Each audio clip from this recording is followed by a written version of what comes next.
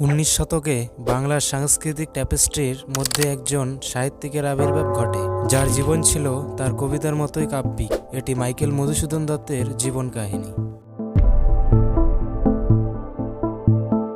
Michael মধুসূদনের জন্ম কোথায় হয়েছিল, কবি মধুসূদন দত্ত কত বছর বেঁচে ছিলেন, ওনার শ্রেষ্ঠ কাব্য বই কোনটি ছিল, সব প্রশ্নের উত্তর এই ভিডিওতে জানবো। Watch till the end video.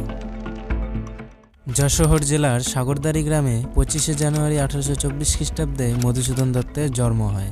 কবি মাইকেল মধুসূদনের বাবা রাজনারায়ণ দত্ত একজন অবস্থাপন্ন পেশাগত উকিল ছিলেন বটে। কবির মা জাহ্নবী দেবী ছিলেন শিক্ষিত মহিলা। প্রায় 7 বছর বয়স পর্যন্ত মধুসূদন দত্ত তার মায়ের কাছেই পড়াশোনা করেন। এরপর মাইকেল মধুসূদন দত্ত 7 বছর বয়সে গ্রাম ছেড়ে কলকাতায় চলে আসেন। এখানে এসে প্রথম 2 বছর তিনি খিদিরপুর স্কুলে পড়েন। 1833 খ্রিস্টাব্দে তিনি হিন্দু কলেজে ভর্তি হন। কবি মধুসূদন খুব মেধাবী ছাত্র ছিলেন।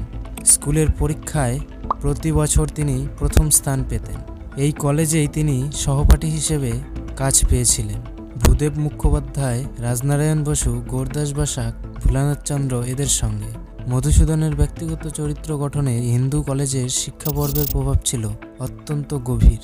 একদিকে তিনি যেমন লাভ করেছিলেন মানবমন্ত্রে বিশ্বাস ও গভীর ইংরেজি সাহিত্য, তেমনি তার মনে সঞ্চারিত হয়েছিল দেশীয় আচার ও ভাবনার প্রতি অশ্রদ্ধা। কলেজে পড়ার সময় একটা প্রবন্ধ প্রতিযোগিতায় মধুসূদন স্বর্ণপদক পেয়েছিলেন। সেই সময় থেকেই মধুসূদন দত্ত ইংরেজিতে কবিতা লিখতেন। সে সময়কার ইংরেজি পত্রিকায় এসব কবিতা প্রকাশিত হতো। তবে ছেলেবেলায় মধুসূদন মায়ের মুখে রামায়ণ পাঠ শুনতেন। তখন থেকেই কবিতার সুর ও ছন্দের প্রতি মধুসূদনের বড় আকর্ষণ ছিল। কবি যে সময়ে কলেজে পড়তেন সে সময়টা আমাদের দেশে ইংরেজি শিক্ষার যুগ ছিল।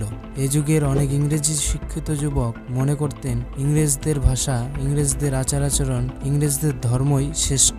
মধুসূদনও তাই ইংরেজিতে কবিতা লিখতেন, মনে প্রাণে ইংরেজ হতে চাইতেন। 1843 খ্রিস্টাব্দে 9 ফেব্রুয়ারি 19 বছর বয়সে কবি মধুসূদন দত্ত মাদ্রাসে চলে আসে। এসে মধুসূদন দত্ত খ্রিস্টান ধর্ম গ্রহণ করেন। তখন তার মধুসূদন দত্ত থেকে নাম হয় মাইকেল মধুসূদন দত্ত। মাইকেল মধুসূদন দত্ত ফরাসি এক মহিলাকে বিয়ে করেছিলেন। তার স্ত্রীর নাম এমলিয়া হেনরিয়েটা সোফিয়া হোয়াইট। এই দাম্পত্যের 4টি সন্তান ছিল। কবি মধুসূদন দত্তের ছদ্মনাম তিমোথি পেনপিয়ম। এই ছদ্মনামে সনেট, গীতি, কবিতা ও খাণ্ডকাব্য সেই সময় তিনি লিখেছিলেন। তারপর তিনি তার স্ত্রীকে নিয়ে একটি কবিতা লিখেছিলেন, visions of the past, the captive lady নামক 2টি দীর্ঘ কবিতা একসঙ্গে পুস্তকাকারে মাদ্রাজ থেকে প্রথম প্রকাশিত হয় 1849 খ্রিস্টাব্দে। কিন্তু সেই রকম সুনাম অর্জন করতে পারেননি তিনি। অবশেষে মধুসূদন আবার কলকাতায় ফিরে আসেন। কলকাতায় এসে তিনি বাংলায় অনেক নাটক, কবিতা ও কাব্য লেখেন। এগুলির মধ্যে মেঘনাদ বধ কাব্য বইটি প্রকাশ হয় ও তারপর প্রচুর সুনাম হয়। মেঘনাদ বধ কাব্য বইটি শ্রেষ্ঠ হয়ে ওঠে। মাইকেল মধুসূদন দত্ত একাধারে ছিলেন বহু ভাষাবিদ। শিশুকালে গ্রামের টোল থেকে তার ফার্সি ভাষা শিক্ষার মাধ্যমে ভাষা শিক্ষা শুরু হয়। তিনি ইংরেজি ছাড়াও ল্যাটিন, গ্রিক, ফার্সি, হিব্রু, তেলুগু, তামিল ইত্যাদি ভাষায় অনায়াসে কথা বলতে পারতেন। তিনি এমনকি ফার্সি ও ইতালি ভাষায় কবিতাও লিখতে পারতেন। মাতৃভাষা ছাড়াও তিনি আরও 12টি ভাষা জানতেন। মধুসূদন দত্তের সর্বশ্রেষ্ঠ কীর্তি হচ্ছে অমিত্রাক্ষর ছন্দে রামায়ণ উপাখ্যান অবলম্বনে রচিত মেঘনাদ বধ কাব্য নামক মহাকাব্যটি। চরিত্র চিত্র হিসেবে রয়েছেন রাবণ, ইন্দ্রজিৎ, সীতা, শর্মা, প্রমীলা প্রমুখ। তিনি তার কাব্যকে অষ্টাধিক স্বর্গে বিভক্ত ভাগ করেছেন এবং সংস্কৃত অলঙ্কার শাস্ত্র অনুযায়ী এতে নগর, বন, উপবন, শৈল, সমুদ্র, প্রভাত, সন্ধ্যা, যুদ্ধ, মন্ত্রণা প্রভৃতির সমাবেশও করেছেন। কিন্তু স্বর্গান্তে তিনি নতুন ছন্দে ব্যবহার করেননি। স্বর্গশেষে পরবর্তী স্বর্গকথা আভাসিত করেননি। তবুও কাব্যে করুণ রসেরই জয় হয়েছে। মেঘনাদ বধ কাব্য রামায়ণ আহৃত কাহিনীর পুনরাবৃত্তি নয়, এটি নবজাগ্রত বাঙালির দৃষ্টিনিয়তি লাঞ্ছিত নবমানবতা বোধের সকরুণ মহাকাব্যের রূপে অপূর্ব গীতিকাব্য। মেঘনাদ বধ কাব্যের দিক দিয়ে বাংলা কাব্য সাহিত্যে একক সৃষ্টি। বাংলা সাহিত্যে অমিত্রাক্ষর ছন্দের সৃষ্টিও আকস্মিক ঘটনা।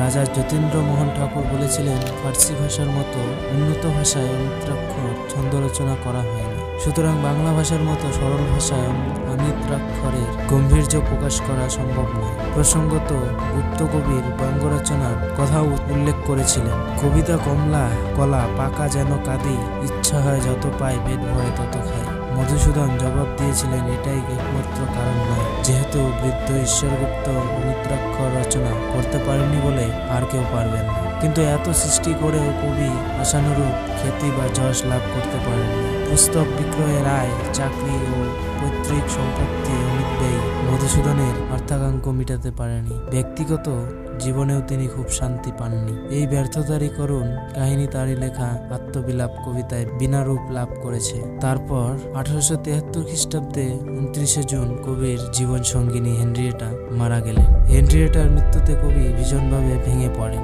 আর 3 দিন পরে তিনিও হাসপাতালে শেষ নিঃশ্বাস ত্যাগ করলেন। সে দিনটি হলো 1873 খ্রিস্টাব্দের রবিবার। বঙ্গভারতীর দামালপুত্র কবি মধুসূদন ভিক্ষুকের মতো নিঃস্ব অবস্থায় কলকাতার এক হাসপাতালে পরলোক গমন করেন। এই প্রসঙ্গে কবিবন্ধু নবীন সেনের বিলাপ স্মরণীয়।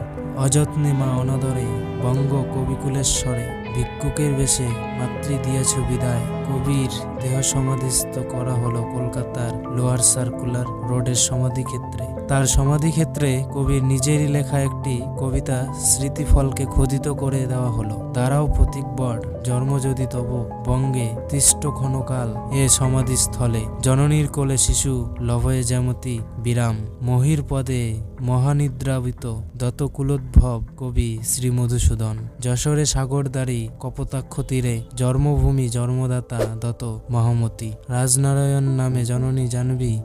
কবি মধুসূদন আর এই পৃথিবীতে বেঁচে নেই, কিন্তু তিনি যে নবযুগের সৃষ্টি করেছিলেন, অরুণোদয়ের যে রক্তিম আভা নিয়ে বাংলা সাহিত্যাকাশে উদিত হয়েছিলেন, তা তার কাব্যের মাধ্যমে আজও বিশাল স্মৃতি হয়ে রয়েছে। বাঙালির হৃদয় মন্দিরে কবি মধুসূদনের নাম চিরকাল স্বর্ণাক্ষরে লিখিত থাকবে। এরকমই আরও ঐতিহাসিক ভিডিও পেতে ভিডিওর কমেন্ট বক্সে একটি কমেন্ট করুন এবং আপনার মূল্যবান সময় দিয়ে আমাদের এই ভিডিওটি দেখার জন্য ধন্যবাদ।